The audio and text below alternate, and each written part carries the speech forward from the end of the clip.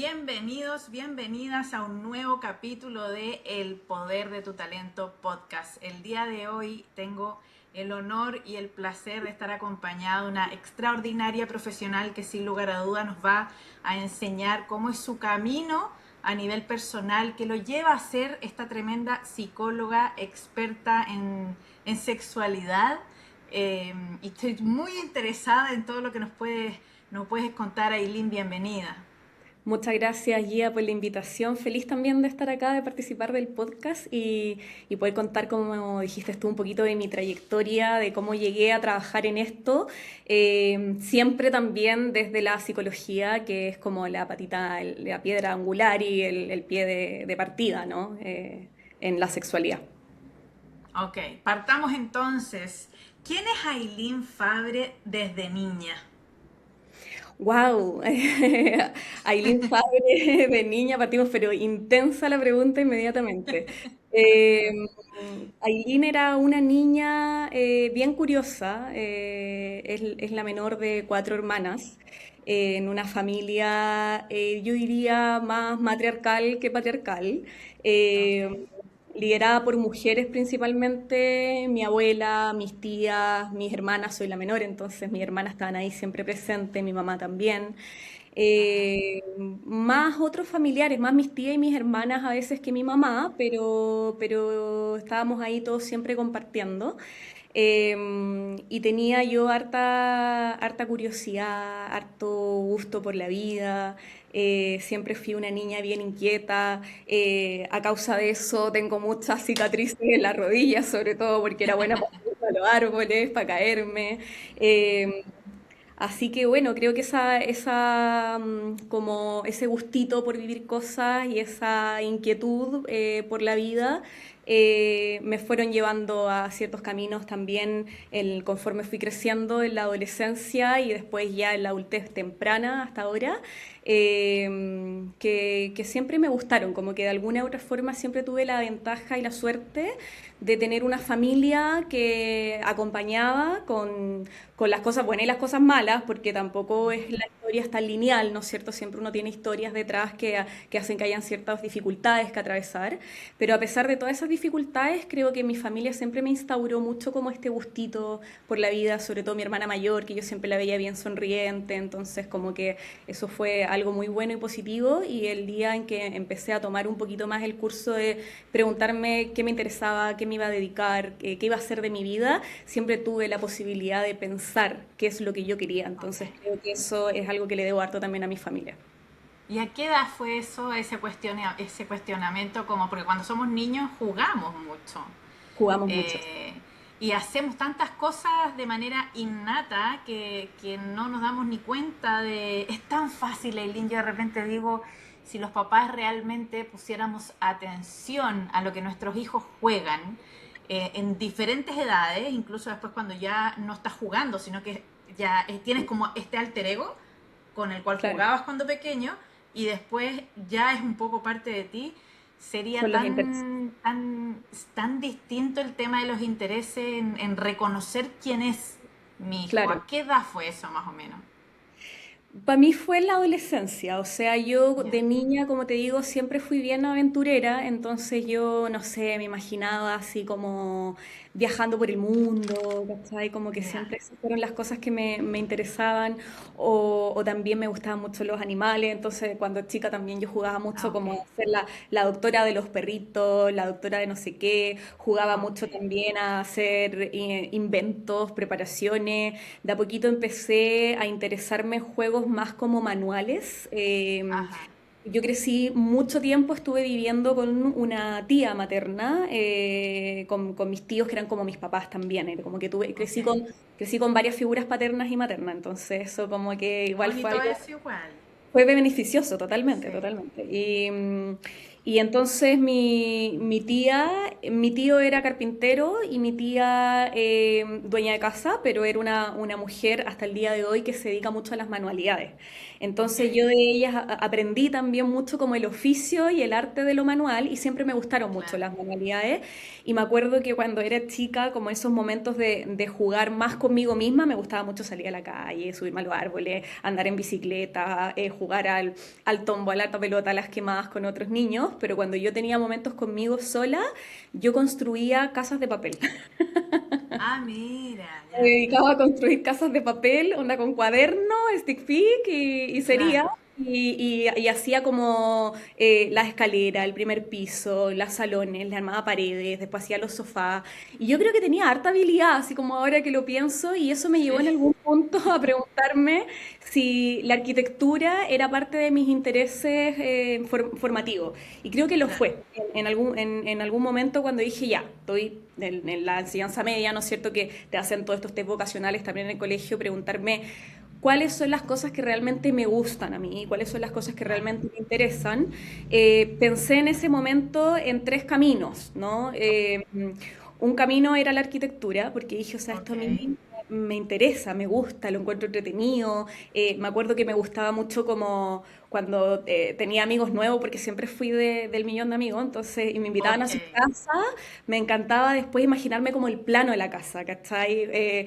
Los Sims era mi juego favorito, entonces Ok, siempre estaba como construyendo, creando. Sin embargo, también tenía otros intereses, ¿cachai? Como que no me quedé únicamente en eso y me gustaba el derecho y el derecho fue un interés que también apareció, yo creo, un poco pensado por la etapa escolar y el colegio. Por todos estos test vocacionales, como que me aparecía mucho estudiar para ser abogada, ¿cachai? Como que claro. además siempre fui bien, me decían mis profesores, defensora de los pobres, ¿cachai? Como que era como la que alzaba la voz frente a las causas Sí. injustas. Entonces, como Ajá. que, bueno, creo que por ahí podría haber sido otra alternativa. Y la psicología también salió rápidamente dentro de mis intereses en ese punto. Ok. Creo, eh, creo que mi decisión vocacional fue la acertada. Hasta el día de hoy el arte es algo que me gusta mucho, pero creo que la psicología es lo que me apasiona. O sea, a mí me gusta mucho Ok. trabajar, hacer lo que hago. Y creo que esa fue una decisión, viste que a veces la vida te pone experiencias y situaciones de vida que te llevan a también elegir lo vocacional. No creo que uno elija lo vocacional de manera casual. Esta es una pregunta que yo siempre le hago a la gente con la que trabajo, a los pacientes. Yo trabajo en psicología clínica, en psicoterapia Ajá. y también en terapia sexual, ¿no es cierto? Y ahí, bueno, te iré contando cómo me fui especializando hacia allá. Eso. Pero la pregunta que siempre le hago cuando conozco a alguien es ¿qué te llevó a hacer lo que haces, ¿no? Porque nunca es casual. Siempre hay algo en la historia que te lleva a decidir hacer eso a lo que estás dedicado a hacer. Y yo creo Ajá. que es una historia finalmente, ¿no? O sea, yo crecí, como te digo, cuidada por otros muchas veces porque mis padres no estaban tan disponibles para los cuidados, Ok. porque estaban pasando situaciones bastante complejas. Mi mamá toda la vida tuvo dificultades de salud mental. Ok. Entonces, depresiones, estas categorías que hoy día ya no se usan tanto, pero depresión endógena, ¿cachai? ¿Qué sé yo? Sí. Entonces, muchas veces no estuvo disponible, estaba indispuesta para poder criar incluso, ¿cachai? Entonces por Exacto. eso estábamos al cuidado de esta tía que se transforma en esta figura materna y yo creo que a pesar de que yo tenía muchos intereses, que hasta el día de hoy, no sé, mi interés por los animales no me llevó a ser doctora de animales, no soy veterinaria, Claro. pero me llevó a ser vegana, ponte tú, ¿cachai? Eso Entonces te iba a decir, de hecho lo anoté. Igual se relaciona. sí, pues, al final como que tus intereses de alguna u otra forma en el presente uno hace algo con ellos, ¿no? Mi interés Exacto. por el arte o por la arquitectura o por la estética no me llevaron a ser arquitecta ni artista, pero hoy día lo utilizo también como una estrategia terapéutica dentro del trabajo con mis pacientes. Muchas veces hemos hecho arte terapia con los pacientes, entonces yo en la Ok. clínica tengo pinceles, tengo Claro. blogs tengo lana, tengo de todo lo que podamos trabajar cuando sea necesario también ponerlo en práctica y también lo utilizo conmigo misma como una forma de repente de pausar la mente, de estar más en el presente, entonces siempre estoy ahí como haciendo trabajos en paralelo. Pero lo que más primó para mí fue mi historia, ¿no? Entonces, en esta Claro. historia, ¿no es cierto? Cuando uno también tiene esto bien marcado con tus padres, con tu madre, entonces yo creo que ahora lo pienso así, en ese momento era como, no me gusta, ¿no? Y no tenía idea por qué me gustaba, pero ahora pienso, obvio, porque eran cosas que yo en el fondo había vivido y de alguna manera yo quería, uno dicen, de alguna forma yo creo que los psicólogos somos como reparadores de nuestra propia historia. Entonces yo algo Sí, quería reparar exactamente. probablemente en mi propia historia a través de ayudar a otros, ¿no? Entonces yo siempre tuve muy presente que ayudar a otros era algo que quería hacer. Entonces dentro de la arquitectura, la abogacía o el derecho y la psicología, me llamaba más ser o abogada o psicóloga, a pesar de que me Mm. gustaba mucho más lo otro en términos prácticos, por decirlo así, y de estas otras dos cosas no sabía mucho. Pero decidí por la psicología sin entender con tanta claridad como ahora por qué, pero no me arrepiento nada. O sea, a mí la psicología me Pero mira, abrió. sí, es que es todo. Para mí la psicología es, desde ahí tú puedes hacer muchas cosas. O sea, hasta tengo la percepción de que, o sea, no la percepción, la idea de que es uno de los ramos que toda carrera debiese tener para saber, bueno, todo lo que conlleva el vivir con un otro, el liderazgo, bueno, por ahí. Mira, te voy a llevar una idea, pero así como nada que ver. Y a lo mejor arquitectura está dentro de lo que tú haces porque eh, por toda esta parte como subjetiva, finalmente tú estás cultivando la creación de una maqueta que esté ordenada, en el Claro, fondo, completamente. que tenga sus partes donde tienen que ir Sí, sí, a nivel totalmente. psicológico. Sí, sí, de hecho, yo veo el trabajo en psicología, para mí es como un trabajo artesano. O sea, uno en la psicología uno va trabajando, en la psicoterapia, uno va trabajando con el paciente como si fuésemos artesanos. Entonces, todos los casos además son distintos y a veces me toca ser arquitecta, a veces me toca ser arqueóloga, a veces me toca, viste, como distintas cosas, como que tenemos que ir a Exacto. descubrir ciertas cosas, a develar otras, ¿no? A relacionar después otra para poder dar esta estructura en donde la base tenemos que garantizar que sea lo más segura posible para desde ahí entrar a pensar en todo lo que viene hacia arriba en la torre, ¿no? Entonces En sí, todo lo que total. vas a construir. Sí, Sí, total, yo lo veo así también, o sea, cuando trabajo hasta conmigo, es como sí, qué parte por eso me gustó mucho la relación que decías de la arquitectura y yo dentro de mi mente pensaba y decía, pero es que está súper relacionado porque yo cuando me trabajo conmigo y también trabajo con otros digo, a ver, ¿qué parte de tu casa está mal puesta en este claro, momento? Como tu claro, estructura mental, claro. psicológica, ¿viste? Exacto, sí.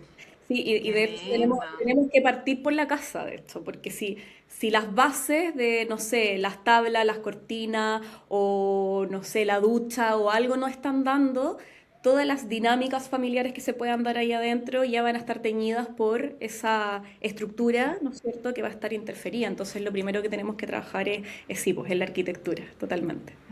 Exactamente. Oye, Aileen, si, mira, dijiste algo que es clave. Supongamos que esta es una conversación que yo tengo comúnmente con los jóvenes hacia la psicología, ¿ok? Ok. Y jóvenes que han querido estudiar también psicología. ¿Crees tú que es necesario hacer un examen psicológico a la gente que va a empezar a estudiar psicología? Por este Wow. mismo concepto que tú dijiste, que vienen a reparar nuestra propia historia, de Ajá. repente los chicos a mí me dicen, incluso mis propias hijas, las veces Ujú, que yo he tomado y he dicho, ya vamos a buscar a algún profesional en el fondo que nos ayude en esto, ajá. nos dicen, yo no entiendo cómo, porque tú sus amigas, ¿Mm? la Juanita Pérez, X, va a estudiar psicología, si está más loca que yo, me dice, o sea, una locura. ¿Crees tú que es necesario? Yo creo que no, pero sí creo otras Ya. cosas que quizás A ver. pueden aportar tal vez a esta idea. Creo que lo que es necesario es que toda persona que va a trabajar desde la psicología, sobre todo en psicología clínica, en donde tú estás tú, psicólogo, con un paciente solo en un setting, en un espacio, es súper necesario que tú como profesional pases por tu propio proceso psicológico y que Ujú. estés de alguna u otra forma constantemente haciendo tres cosas o cuatro. Uno, A ver. analizarte. O sea, uno tiene que pasar por el psicólogo. Yo creo que hay un montón de, no es una exigencia de la carrera, yo creo que debiese serlo. Uno tiene que pasar por sus propios procesos. ¿Por qué? Porque si no es muy fácil que cuando tú te sientas frente a otro y ese otro viene y te cuenta una historia que muchas veces viene Ajá, cargada de cosas bien potentes y bien claro. tristes, uno inmediatamente piensa en su propia historia. Entonces, Exacto. si yo estoy pensando en escuchar al otro y querer ayudar a este otro, yo tengo que hacer el esfuerzo, porque no es algo absoluto, porque somos seres humanos, entonces no es una cuestión, no somos Exacto. máquinas, ¿no? Pero tengo que hacer el esfuerzo de poder escucharlo con la mayor neutralidad posible.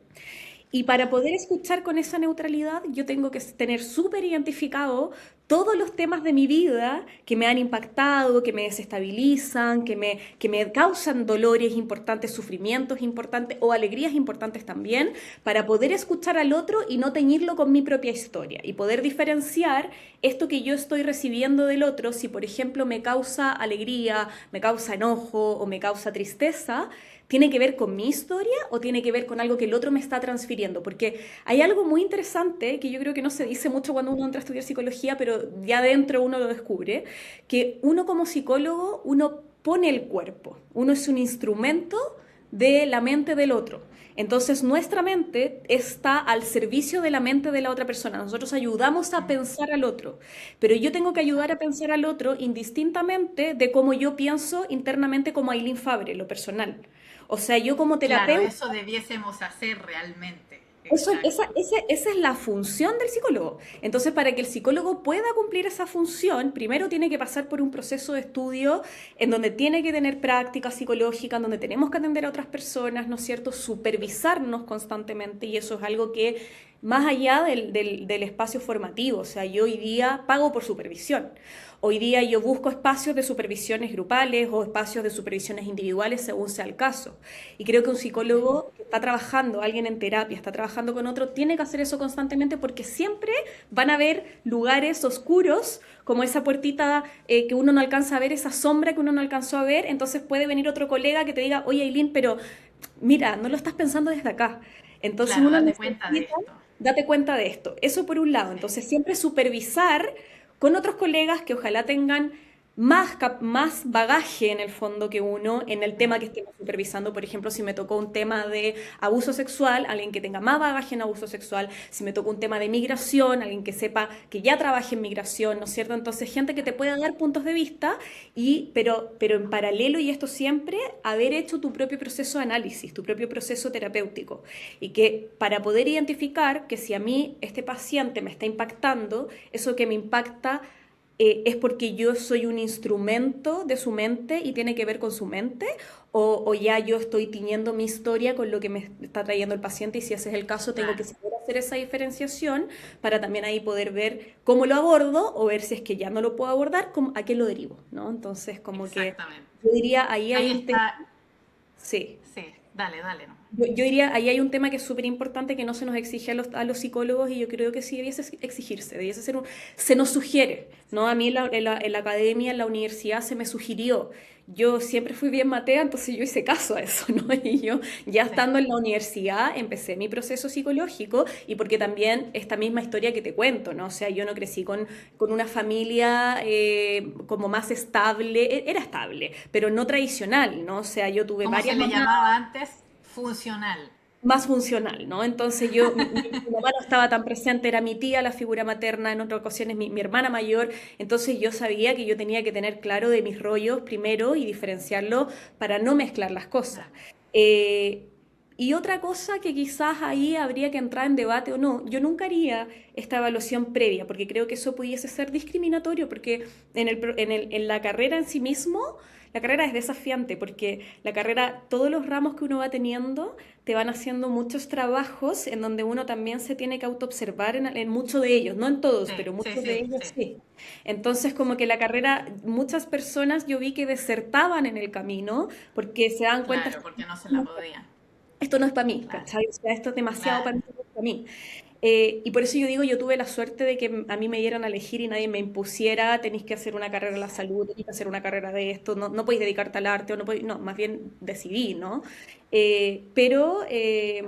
Pero sí observé en algunos casos, algunas situaciones que yo decía, esta persona, por supuesto no voy a decir nombres ni nada, pero algunas Sí, personas obvio. con las que estudié, que yo decía, están haciendo las mismas tareas que a mí me mandaron a hacer, trabajando a veces en colegios con niños, entendiendo que somos estudiantes y que estamos bajo un margen y qué sé yo, pero de repente como que se pasaban un poco de listos, Sí, un como tema de criterio o ética. exacto, la ética, ¿me entendí? Y la ética cuando uno trabaja con personas es súper importante, entonces yo creo que sí, no a priori, pero quizás sí una prueba de aptitud o una prueba, no sé, alguna evaluación antes de pasarte el título, que Eso te iba a decir. a lo mejor fuese, además, para ser justo, que no te la hagan en quinto año, que pagaste 5 años y después te digan no, no está apto, sino que se fuese evaluando tal vez al principio, la mitad y al final y que en el fondo ver el avance de esa persona, ¿cachai? O que a lo Y, mejor se me ocurría como que a lo mejor, porque tienes toda la razón, o sea, me acabas de cambiar la percepción porque yo también incluso me terminé convenciendo lo que me decía, si en realidad deberían hacer un examen al principio, me convenciste con lo que me dijiste, absolutamente.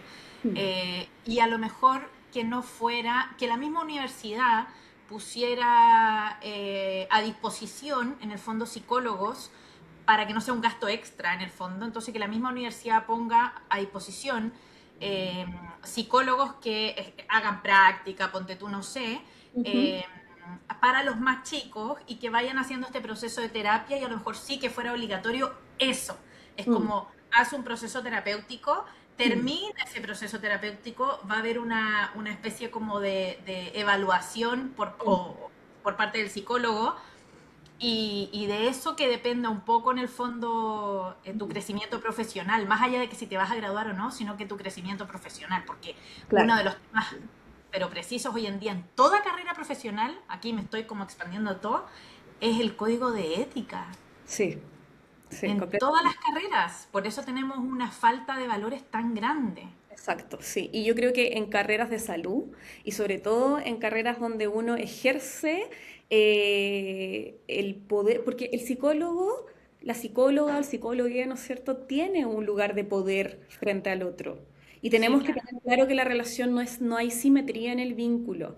Por más que el vínculo terapéutico va a ser fundamental para poder avanzar en la terapia. O sea, de hecho, los estudios en psicoterapia, ¿no es cierto? Lo que sostienen es que más que el enfoque de trabajo, tú puedes trabajar desde el enfoque A, B, C, que son súper distintos entre ellos. Ujú. Si queréis, después podemos hablar un poco de eso para la gente que le puede interesar la psicología. Está el enfoque cognitivo, el enfoque conductual, el cognitivo, el humanista existencial, el psicoanalítico, qué sé yo, el narrativo, el más integrativo, etcétera. Pero independiente de cuál enfoque tú trabajes, lo que es fundamental para el éxito de un proceso de terapia es la alianza terapéutica. Y la alianza terapéutica habla del vínculo que sostienes con tu paciente. Claro, entre el Pero, paciente y el cliente. pero si te das cuenta es algo que es súper, el psicoterapeuta está trabajando solo. Por eso es tan necesario que trabajemos solo desde una ética profesional y para ello tú tienes que supervisarte sí o sí, aunque nadie te lo exija, tenés que hacerlo. Supervísate siempre porque eso te va a permitir mucho crecimiento profesional y garantizar que estás haciendo las cosas bien. Terapiarte, dicho en Ajá. sencillo, ¿no es cierto? Analizarte, o qué sé yo, con el enfoque que tú quieras, da lo mismo, pero tienes que hacer ese proceso y de alguna u otra forma estar autoobservándote constantemente, atender pacientes y mantenerte también activo, estudiando, ya sea que te interese investigar o no, al menos leer los últimos papers que están saliendo, que los colegas están Claro, investigando sobre los temas que tú trabajas, ¿no? Entonces hay que mantenerse también actualizado, sí. exacto. Ok, me encanta. ¿Qué es lo mejor y qué es lo peor de ser psicólogo? Yo creo que lo peor es que uno dice soy psicólogo y todo el mundo te empieza a contar. Es verdad, tú te estás carreteando, oye, ayer me pasó esto. Pero Sí, es es verdad. heavy eso, como que inmediatamente, sobre todo en un carrete, como que estoy estudiando En psicología, una vamos a fiesta, para los que nos están escuchando en de una otros fiesta, países. ¿sí? Y como que inmediatamente, y la gente se siente al tiro con la confianza de contarte un montón de cosas y tú en tu mente decís, en realidad no quiero esto hoy día, ¿no? Como, Sí, como obvio. quiero, Estoy descansando. claro, estoy en mi break, en mi momento de descanso, quiero otro tipo de cosas. Y bueno, eso a lo mejor es lo peor, no es tan malo, ¿no? También uno Sí, puede ahí manejarlo y decir, no sé, estudiar arquitectura. claro, exacto. Y pasar, ¿no? Pero eso yo creo que es una de las cosas que quizás es lo peor. Y tal vez lo peor, entre comillas, es que también la psicología te abre mucho, mucho, mucho, demasiado, porque la psicología tiene algo muy particular, que es una ciencia social, pero a la vez es una ciencia de la salud. Entonces uno cuando estudia psicología aprendes muchas cosas de filosofía, la psicología nace de la rama de la filosofía, Sí, sí, sí. de la medicina, ¿no es cierto? Entonces aprendes un montón de cosas que te llevan a darte cuenta este gran frase, ¿no? Solo sé que nada sé, y te Sí, empezáis de repente a cuestionar todo y esta idea de que mientras uno más sabe, a veces más infeliz es, ¿no? Entonces, a veces que la psicología puede tener ese gran mal, ¿no? Que son tantas las cosas que nos vamos dando cuenta porque la psicología no solamente es el estudio de la mente, pero es el estudio de la mente en un contexto, o sea, en un contexto en donde la psicología también va a seducirse y va a dialogar muy de la mano con la sociología muchas veces, ¿no? Tenemos la sí. psicología social, comunitaria, con la medicina otras veces, entonces tiene esto que en realidad yo creo que es como que tiene estas dos caras de la moneda, ¿no? Que es muy bueno y creo que es lo mejor de estudiar psicología es eso, pero también puede ser lo peor porque a veces uno dice, ¿y hacia dónde voy también, no? Y son tantas cosas que ya no sé qué Claro, hacer o ya no sé hacia dónde dirigirme o en realidad empezáis a cuestionarte mucho los vínculos, las relaciones, la forma claro, de mirarte a ti exacto. mismo, la forma en la que miras a tus padres, empiezas a cuestionarte un Sí, montón de cosas, entonces yo diría eso es como lo negativo, entre comillas, que tampoco es tan grave, ¿no? sí. Y lo mejor es eso, o sea, que te permite, te entrega mucha información, te entrega mucho como un background muy genial, muy amplio, entonces te permite hablar de todo, la psicología desde ahí Claro. es muy, muy bonita. Y es una carrera en la que a la que te puedes dedicar a hacer un montón de cosas. O sea, hoy Claro. día yo me estoy especializando, estoy especializada, más bien dicho, estoy dedicada a la terapia sexual, ¿no es cierto? Entonces yo partí de la psicología clínica a sexología, terapia sexual y me fui por ahí. Pero también existe la psicología social, la psicología comunitaria, la psicología deportiva, la psicología forense, Claro. la psicología laboral, la psicología organizacional, la psicología educativa. También tenemos el área de investigación en temáticas de Claro. psicología. Entonces tú puedes trabajar con comunidades, con una persona, con adultos, con niños, indistintamente con padres, o puedes dedicarte a Tiene trabajar, mucho campo en el fondo. te puedes encerrar en un laboratorio a trabajar con ratones, si querés, ¿cachai? Entonces Sí, como que la sí. psicología realmente es muy amplia y te puedes como reinventar en cualquier momento. O sea, si de pronto el camino que tomaste te perdió el sentido para ti, puedes dedicarte con la misma carrera a hacer cualquier otra cosa. Ajá, exacto, Sí. sí. Me encanta. Veamos ahora esto yo creo que es súper interesante la parte de la psicología sexual, pero quiero ponerle dos líneas en el fondo. Una, eh, la parte de los adolescentes, en el fondo. Cómo hubo, a grandes rasgos, porque yo creo que nos vamos a juntar en otro podcast a hablar solo de eso, porque creo que tiene muchísimo información que es tremendamente necesaria que ellos aprendan.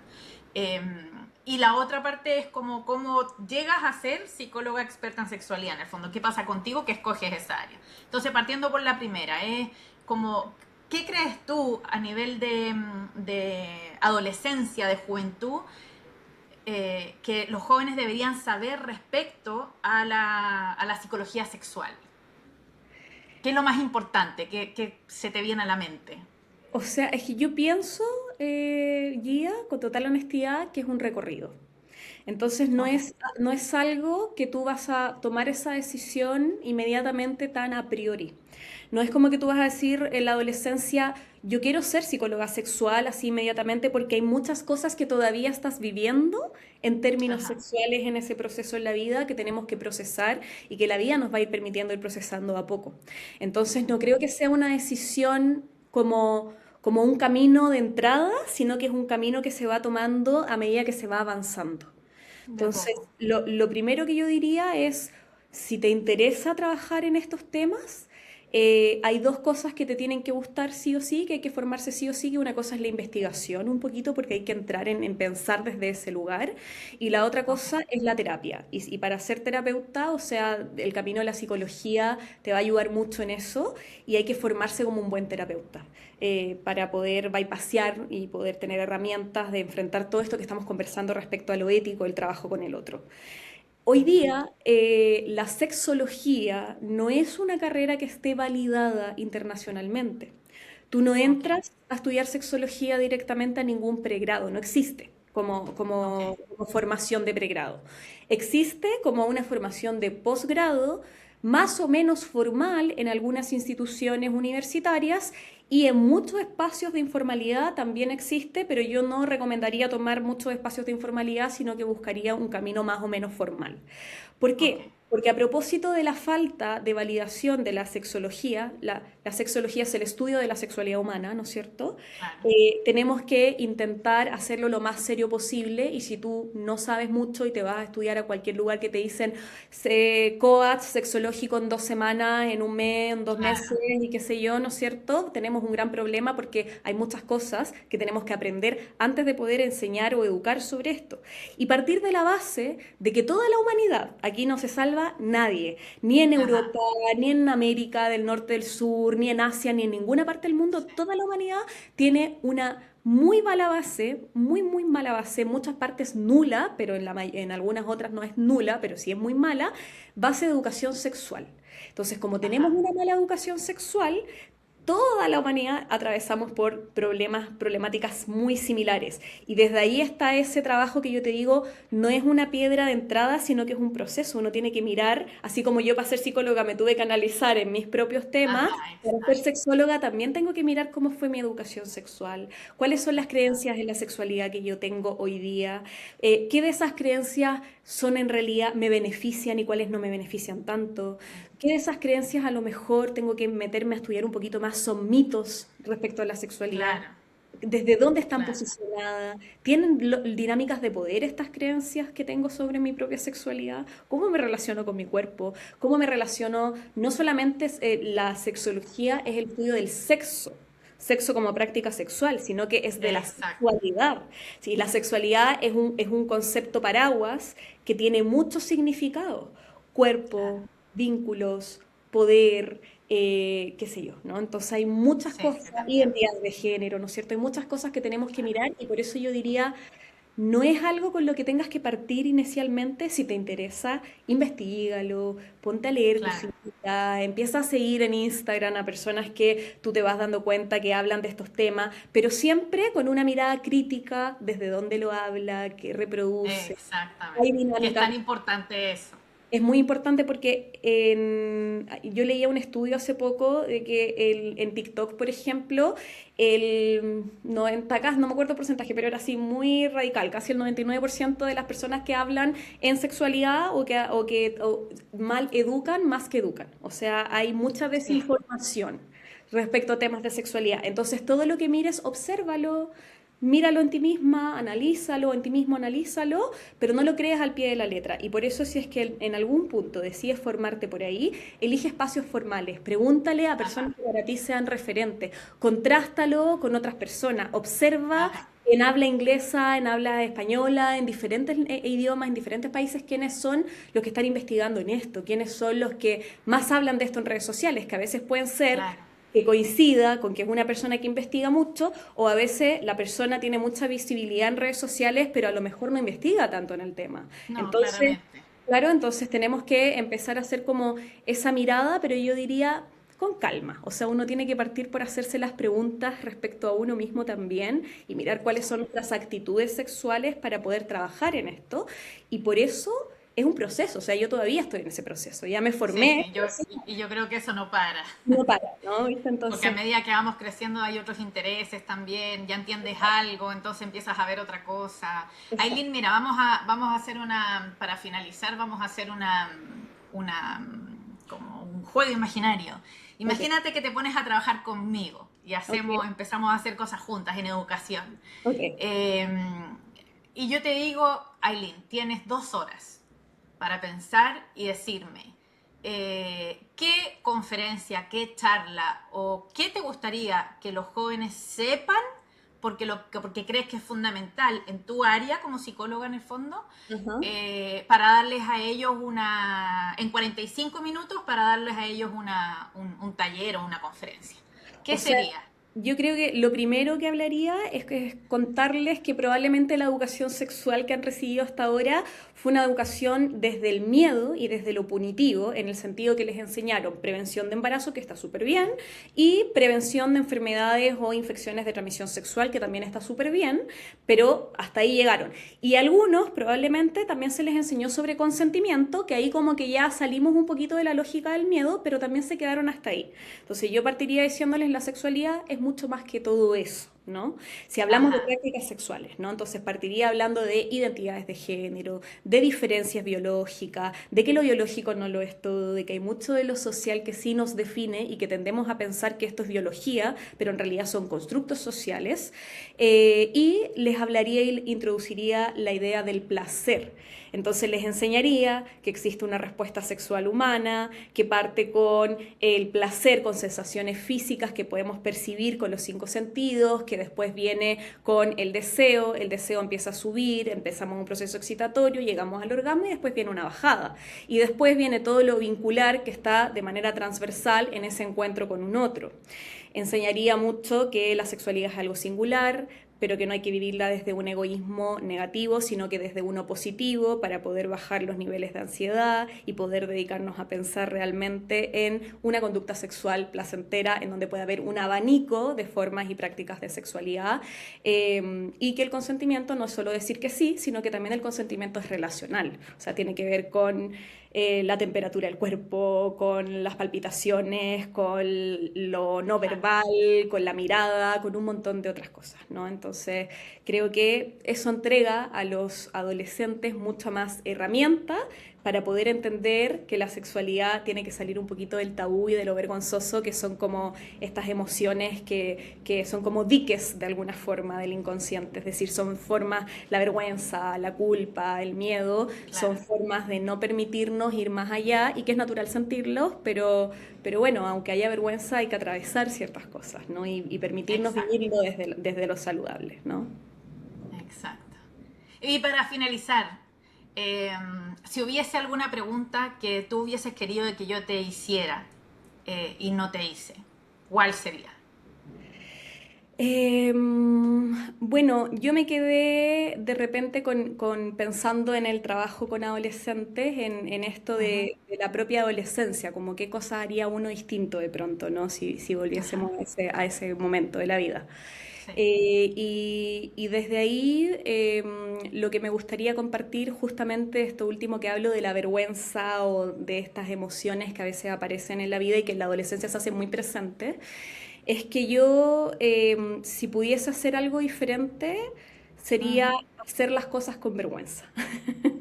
Porque había muchas cosas que me daban vergüenza, por ejemplo, no sé, a mí me gustaba la danza. Y yo nunca hice deporte o nunca me metí a danza de chica más que gimnasia en el colegio, porque me daba vergüenza y me daba vergüenza no ser buena en eso. Pero exacto. uno no nace bueno, uno se hace bueno en las cosas, ¿no? Ajá, Entonces yo diría atreverse a hacer y sobre todo en temas deportivos, porque lo deportivo nos va a mantener mentalmente activos para tomar las mejores decisiones que podamos tomar, sea cual sea el camino que decidas elegir. me encanta. ¿Me vas a creer que que la última pregunta siempre ha sido si te arrepintieras de algo cuando eres joven y tú quisieras compartirle a los adolescentes que nos están escuchando, a los papás, que no hagan o que no cometan el mismo error, ¿cuál sería? Vale, Estamos entonces sintonizadas. estamos en sintonía, vale, vale. Sí, claro, creo que es eso, ¿no? O sea, cuando chica me limité mucho a hacer cosas que después hice. Por ejemplo, yo practiqué ballet, pero recién a los 23 años. Ok, Y era algo que de más niña me hubiese gustado, viste que te dije que me gustaba mucho el arte, qué sé yo, entonces sí, también sí, por sí. ahí busqué como expresar eso, ¿no? Y pensando así como me lo estoy preguntando, creo que si me arrepiento de algo es no haber estudiado más inglés también, me arrepiento de Ah, eso. mira. Entonces creo que también el día de mañana cuando tenga una hija o hijo, le ayudaría mucho a que tuviera disciplina en el deporte Ajá. y en aprender otros idiomas porque eso te abre un montón de puertas también para el Un adulto. montón, sí. Te doy un tips antes de cortar. Tú Sí. puedes tener un agente de IA en ChatGPT. Entonces tú lo programas para que sea tu profesor de inglés. Si tú hablas todos los días 5 minutos en inglés con esa persona a través de la voz, en Sí. un año sabes aproximadamente un 30% del idioma.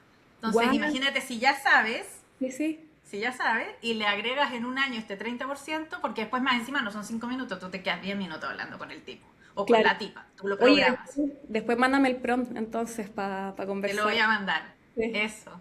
Aileen, acá se corta. Muchas gracias. Te mando un beso grande y vamos a hacer otro hablando solo de sexualidad en adolescencia porque creo que ahí es súper importante dividir los temas porque sé, porque le escucho a mis clientes, escucho bueno, a las papás que me hablan de temas de sexualidad que se está necesitando mucho en Sí, distintas áreas, así que lo vamos a programar. sí, completamente. Súper, Listo. genial, muchas gracias Un beso. también. María. Un besote, que esté muy bien.